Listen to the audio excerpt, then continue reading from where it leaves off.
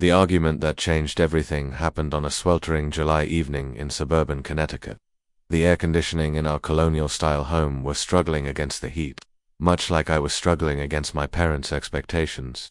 Medicine is stability, Alex. It's respect. It's everything we came to this country for, my father said, his voice rising with each word. His accent, still thick after 20 years in America, became more pronounced when he was angry. Your grandfather was a doctor in Kyiv. I would have been one too if we hadn't emigrated. This is our family legacy. I stood in our pristine kitchen, gripping the edge of the granite countertop. The Harvard Medical School brochures my parents had collected were spread across the island between us. My mother hovered nearby, her arms crossed tightly over her chest. I've already been accepted to the business program at NYU, I said, trying to keep my voice steady. I've been building websites since I was 14. I made $5,000 last year just from my side projects. This is what I'm good at. This is what I love. My mother shook her head, disappointment etched into every line of her face. Love doesn't pay bills, Alexander. Love doesn't give security. The internet is a fad, my father scoffed, waving his hand dismissively. These tech companies, they come and go. Medicine is forever. People will always need doctors. I took a deep breath. I'm not going to medical school. I've made my decision, but the silence that followed was deafening. My father's face darkened as he exchanged a look with my mother. They had always been united, especially when it came to my future. Then you will do it without our support, he finally said, each word like ice. We have sacrificed everything to give you opportunities. If you throw them away, you do it on your own. What does that mean? I asked, though I already knew. It means no more allowance, no more paying your phone bill, no more roof over your head if you're not going to respect our wishes. My father's voice was calm now, which was somehow worse than his anger. You're 18, an adult. You want to make adult decisions, then face adult consequences. My mother's eyes welled with tears, but she nodded in agreement.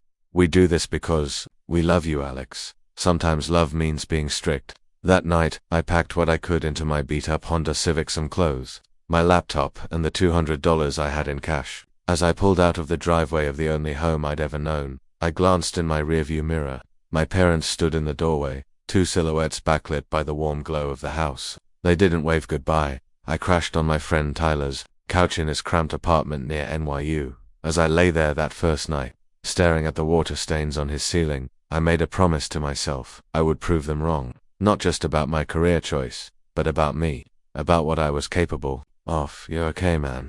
Tyler asked, handing me a beer as he sat on the edge of the coffee table. Yeah, I said, though we both knew it was a lie. I just need to figure out my next move. What are you thinking? I took a swig of the beer and sat up straighter. I'm thinking I need to build something big, something that matters. And then I'm going to drive back to that house in a car that costs more than my dad's annual salary. And I'm going to show them exactly what their disappointment of a son accomplished, without their precious plan. Tyler raised his eyebrows. Revenge entrepreneurship. That's a new one. I laughed, but there wasn't much humor in it. Not revenge. Vindication. What I didn't say out loud was how much it hurt. How the weight of their disappointment felt like it was crushing my chest. How terrified I was that they might be right, that I was making the biggest mistake of my life. But fear and determination make powerful partners. The next morning, I woke up before sunrise, opened my laptop, and got to work. The path ahead was unclear, but the destination wasn't. Success, on my own terms, and a triumphant return that would leave no doubt about the choice I had made. The first 6 months were brutal. I quickly learned that having talent for building websites didn't automatically translate into paying clients or a sustainable business. NYU's business program gave me theory, but the streets of New York City gave me an education in survival. My days fell into a grueling routine. Classes from 8 a.m. to 2 p.m., then straight to the campus library where I'd camp out until closing time, alternating between coursework and cold emailing potential clients. At night, I'd return to Tyler's apartment, coding until my eyes burned, often falling asleep with my laptop still open beside me. Dude, when was the last time you actually slept in a bed? Tyler asked one morning, finding me sprawled on his couch, my face illuminated by my laptop screen at 5 a.m. I'll sleep when I'm successful, I mumbled, rubbing my eyes. Or dead, whichever comes first. Tyler shook his head. That's not exactly a healthy business model. He was right, but I couldn't slow down. Every time I felt like giving up, I'd remember my father's dismissive wave. The internet is a fad. Those words fueled me through countless all-nighters. By month 3, I had scraped together enough small web design projects to afford a tiny room in a shared apartment in Brooklyn. The place was a dump, water damage on the ceiling, unreliable heat, and roommates who seemed to view cleaning as an optional life activity. But it was mine, paid for with money I had earned. The first time I sat on my squeaky twin bed in that shoebox room, I felt a strange mix of pride and loneliness. I pulled out my phone and scrolled to my parents' contact information. My thumb hovered over the call button. Maybe they'd be impressed that I was making it on my own. Maybe this small victory would be enough to begin rebuilding our relationship. I put the phone away without calling. A room in a crappy apartment wasn't going to change their minds. I needed something bigger. That the breakthrough came from an unexpected place. One of my professors, Dr. Levine, had taken an interest in my situation. After I'd fallen asleep during his entrepreneurship lecture. "Alexander, a moment please," he called as students filed out after class. I approached his desk, bracing for a reprimand. "Your last assignment on digital marketplace disruption was exceptional," he said, surprising me. "But your classroom participation has been declining. Is everything all right?" Something about his genuine concern cracked my carefully maintained facade. Before I knew it, I was telling him everything: my parents, the ultimatum, my struggle to build a business while staying afloat academically. Instead of pity, his eyes lit up with interest. "You know, I consult for several startups in the city. One of them is looking for someone with exactly your skill set, technical knowledge combined with business acumen. They can't afford a full-time developer, but they might be interested in a hungry student who can work for equity and a modest stipend." The startup was called ShipSmarter Platform, aiming to revolutionize how small businesses handled shipping logistics. Their idea was solid, but their execution was flawed. Their website was clunky, their user experience confusing. I spent a weekend rebuilding their front end, then walked into their tiny office on Monday with a working prototype. "Holy shit," said Marcus, the founder, as I demonstrated the streamlined interface. "You did this in a weekend." "I work fast when I'm motivated," I replied, trying to sound more confident than I felt. They offered me a position on the spot, $2,000 a month, plus a 5% equity stake.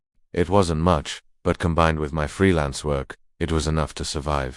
More importantly, it was a foot in the door of the startup world. For the next year, I lived and breathed ShipSmart. I stopped attending half my classes, focusing only on the ones directly relevant to what we were building. My GPA tanked, but our user numbers soared. We secured a small seed round of funding, enough to move into a real office and hire more developers to work under my direction.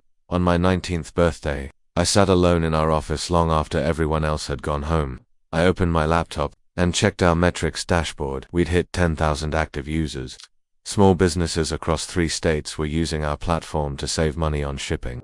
We were actually making a difference. I pulled out my phone and scrolled to my parents' number. Again, 1 year had passed since I'd left home. Would 10,000 users impress them? Would they even understand what that meant? Again, I put the phone away without calling. It wasn't enough. Not yet. 2 months later, disaster struck. A major shipping company launched their own platform for small businesses, offering features similar to ours at predatory pricing we couldn't match. Our growth flatlined.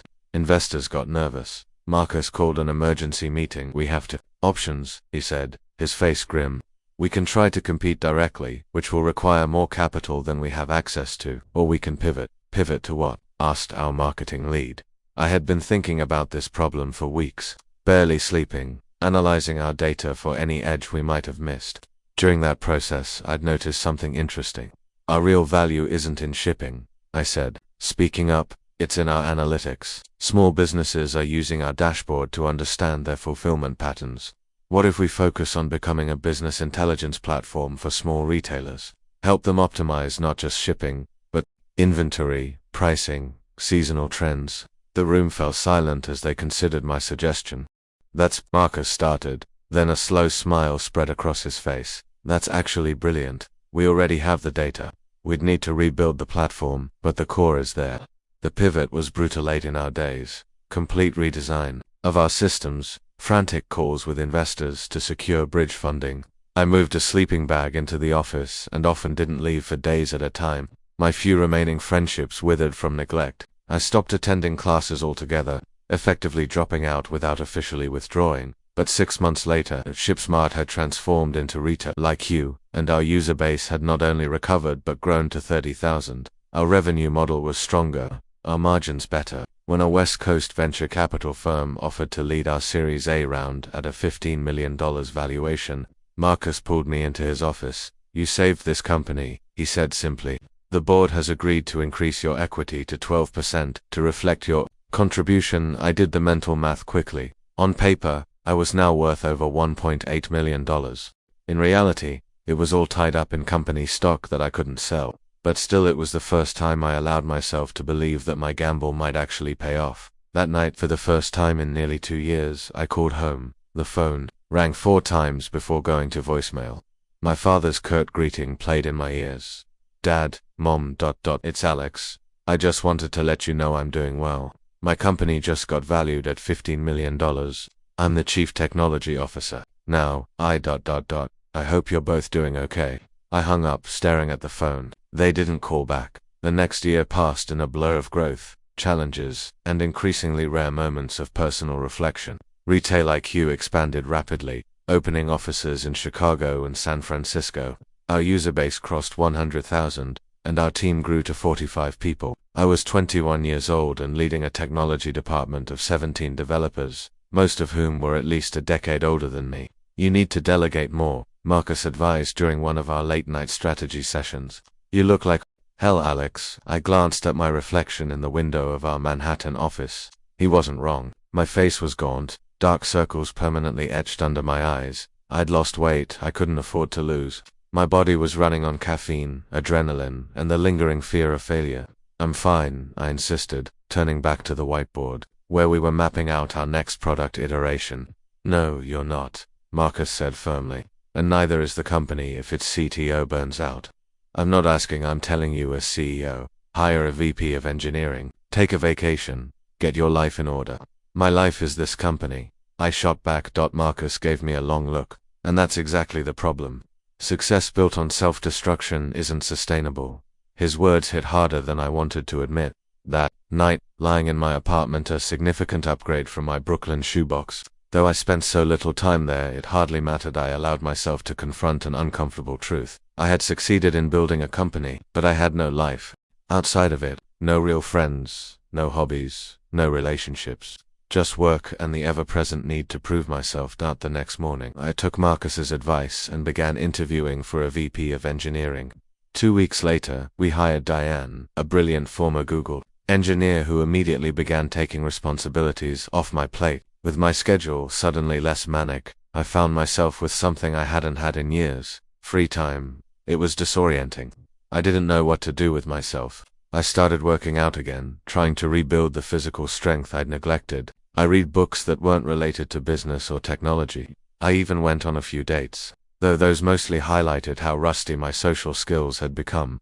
One Saturday morning, while browsing a farmer's market in Union Square, another new activity I was trying, my phone rang with an unfamiliar Connecticut number. "Hello," I answered, balancing a coffee cup in my other hand. "Alex, it's Mrs. Patel from next door to your parents." The voice was familiar, our neighbor from home, a kind woman who had often brought over homemade samosas when I was growing up. "Mrs. Patel, hi, is everything okay?" There was a pause. "I'm calling because, well, your father had a heart attack 3 days ago."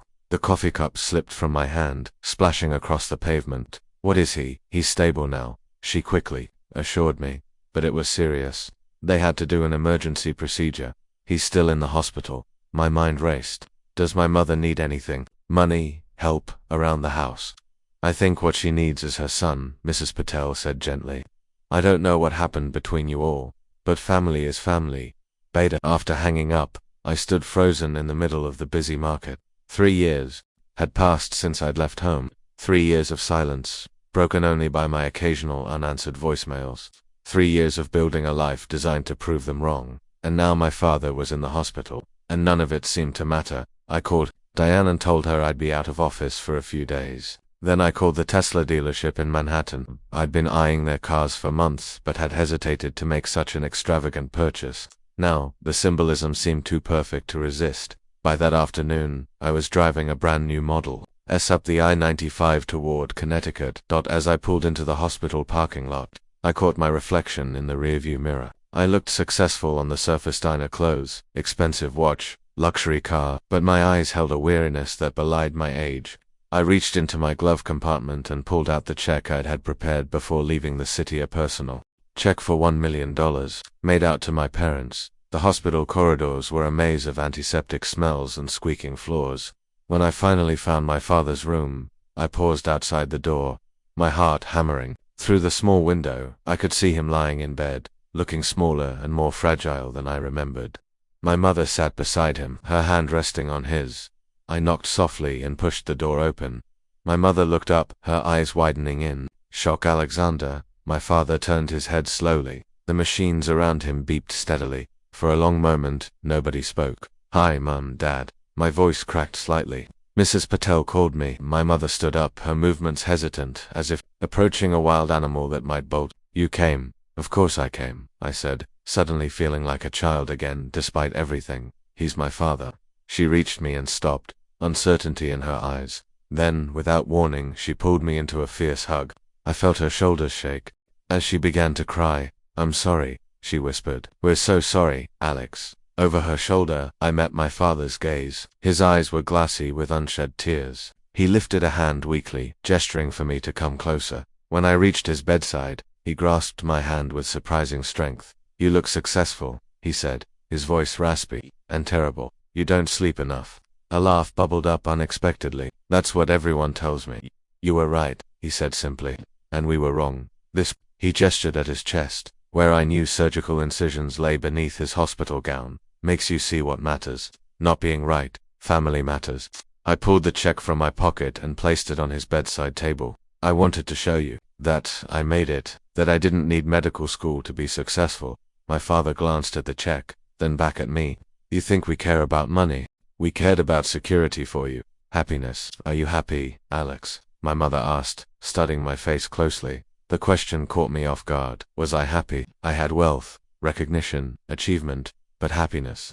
"I'm getting there," I answered. "Honestly, the company is doing well. We're helping thousands of small businesses." "The company," my father echoed. "But what about you? Do you have friends? Someone to love? Joy outside of work?" I didn't have a good answer. The silence stretched between us. My father sighed, then pushed the check back toward me. "Keep your money, we don't need it. What we lost wasn't financial when you left." "What do you mean?" "We lost our son," my mother said simply. "We lost our family. No amount of money can replace that." I stared at them. These two proud, stubborn people who had given up everything to come to America, who had wanted so desperately for me to have the security they never had. For the first time, I saw their ultimatum not as control, but as fear that I would struggle as they had. "I'm not giving you the money to replace anything," I said finally. "I'm giving it to you because I can, because despite everything, you gave me the foundation to build something meaningful. The drive, the work ethic, the ambition. I got that from you both." My father's eyes filled with tears. "We should have supported your dream, not forced our own upon you. And I should have tried harder to make you understand mine," I admitted. "I was so busy proving you wrong that I forgot what it meant to be your son." As the machines beeped softly in the background, something shifted between us. Not forgiveness exactly, not yet, but the beginning of a bridge across the chasm that had separated us for 3 long years. My father was discharged from the hospital a week later with strict orders to change his lifestyle: less stress, better diet, regular exercise. I extended my stay in Connecticut, working remotely and helping my mother adjust to their new reality. The Tesla remained parked in their driveway, a gleaming symbol of success that had somehow lost its importance. One evening, as we sat on the back porch watching the sunset, something I couldn't remember ever doing with my parents before, my father asked about retail. "Q, explain to me what your company actually does," he said, genuine curiosity in his voice in terms an old man can understand. I smiled. "You're not old, Dad. You just had a wake-up call." "Nevertheless," he insisted, "I want to understand your world." So I explained, using analogies from his own experience running a small electronics repair shop when we first came to America. As I spoke, I watched comprehension dawn on his face. "So you help small businesses like mine was to compete with the big corporations?" he asked. "Exactly. Our analytics help them understand their customers better, optimize their inventory, predict trends, things that used to be only available to companies with huge budgets." He nodded slowly. "This is why you were so passionate. You were building something that would have helped us when we were struggling." The insight surprised me. I had never consciously made that connection, but he was right. My parents' small business had eventually failed, unable to compete with big box stores. That experience had shaped me more than I realized. I guess I was, I admitted. My mother, who had been quietly listening, reached over to squeeze my hand. You have your father's mind for business and my stubbornness, a dangerous combination. We laughed together. The sound strange and wonderful. After so many years of silence that as my extended stay stretched into a month, something unexpected happened. I began to relax. The constant tension I'd carried in my shoulders loosened. I slept better than I had in years. During video calls, Marcus commented that I looked healthier, more focused. Whatever you're doing in Connecticut, keep doing it, he said. What I was doing was rediscovering balance. I worked hard during the day but closed my laptop at dinner time. I helped my father with his cardiac rehabilitation exercises. I reconnected with a few old high school friends who were still in the area. I even started dating Sarah, a doctor I met at the hospital during one of my father's follow-up appointments, an irony not lost on any of us. A doctor, after all, my father teased when I told them about her, just not the one doing the doctoring. One Sunday morning, as I helped my father organize his home office, he pulled out a dusty photo album. Look at this, he said, pointing to a faded photograph of himself as a young man, standing proudly in front of a small storefront. My first business in Kyiv before we came to America, a computer repair shop. I stared at the image, surprised. You never told me you had a tech business in Ukraine. He shrugged. It was different then, basic repairs, nothing like what you do, but I loved it. The problem solving, the satisfaction of fixing things. So why did you want me to be a doctor so badly? Why not encourage my interest in technology? His expression grew distant, because when we came here, my skills meant nothing. My business experience meant nothing. I couldn't get certified without starting over completely. We struggled so much those first years. He looked at me intently. I wanted security for you, something that would be respected anywhere in the world. For the first time, I truly understood. Their insistence on medicine hadn't been about control, it had been about fear. Fear born from their own painful experience of starting over in a new country. I wish you had told me this story before, I said quietly. Pride, my father admitted. It is difficult for a father to tell his son about his failures. It wasn't a failure. You got us to America. You gave me opportunities you never had. He smiled sadly. And then we almost ruined those opportunities by not listening to you. That evening, I received an email that would change everything again. A major retail technology corporation was interested in acquiring Retail IQ. The initial offer was staggering $220 million. Michelle would beaver $26 million. I called Marcus immediately. Are we considering this? We're definitely taking the meeting, he replied. But Alex, this is ultimately about what we want for the company's future. Their resources could help us scale globally in ways that would take us years on our own. I spent the night pacing my childhood bedroom, weighing options. By morning, I had clarity. I called Marcus back. I think we should explore the acquisition, but with conditions. We need guarantees about the team's future, about the product direction, and I want to stay on through the transition but not permanently. Not stay on. Marcus sounded surprised. This is your baby, Alex. It was, I agreed, but I'm ready to build something new. The negotiations took 2 months.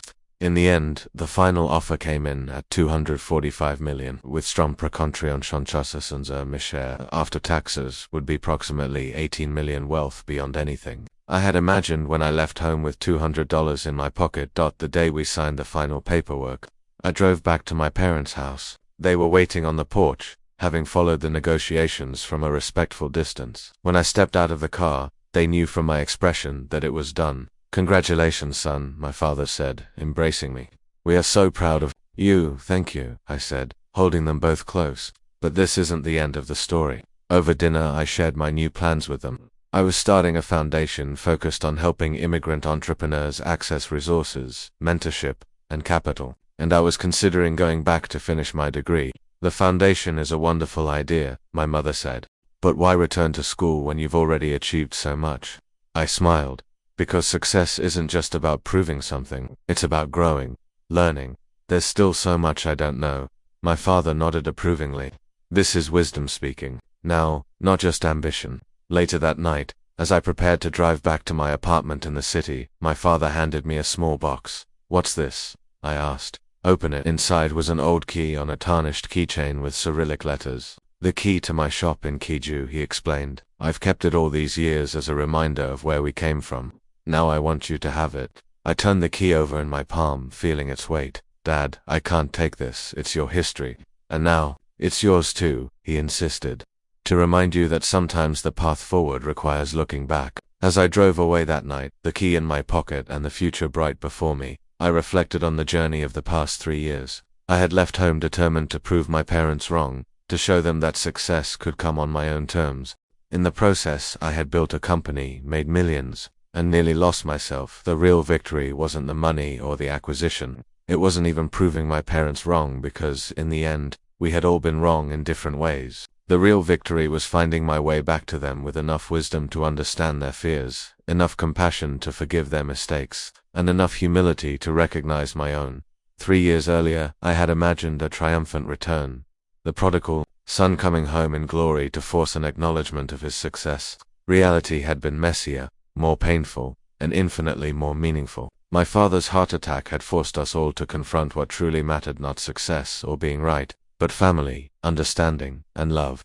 As I merged onto the highway, I glanced at my reflection in the rearview mirror. The exhausted, driven, young man I had been was still there, but his edges had softened. There was something new in my eyes now, not just ambition, but purpose. Not just pride, but peace. The Tesla hummed quietly beneath me as I accelerated, heading back to the city, where my next chapter would begin. But this time, I wasn't running away from something. I was moving toward a future where success would be measured not just in dollars or achievements, but in relationships, balance, and the wisdom to know the difference. And that, I realized, was the greatest return on investment of all.